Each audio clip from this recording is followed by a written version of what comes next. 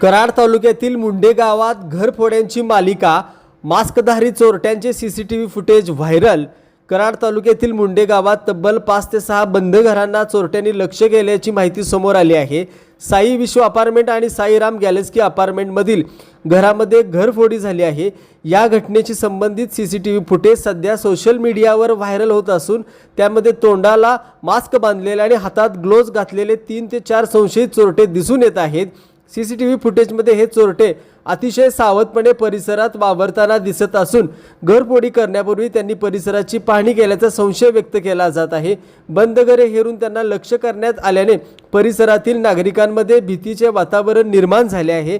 मात्र या घटनेत नेमकी किती रक्कम किंवा किती किमतीचा ऐवज चोरीला गेला आहे याबाबत अद्याप अधिकृत माहिती समोर आलेली नाही। तसेच किती घरांमधून नेमका किती ऐवज लंपास करण्यात आला याचीही स्पष्टता अद्याप झालेली नाही।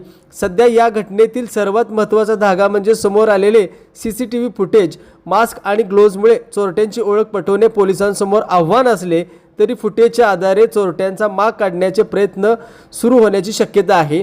मुंडे गावातील या घरफोडीच्या घटनेने नागरिकांच्या सुरक्षेचा प्रश्न पुन्हा ऐरणीवर आला असून पोलिसांनी या प्रकरणाचा तातडीने तपास करून चोरट्यांचा बंदोबस्त करावा अशी मागणी नागरिकांकडून होत आहे।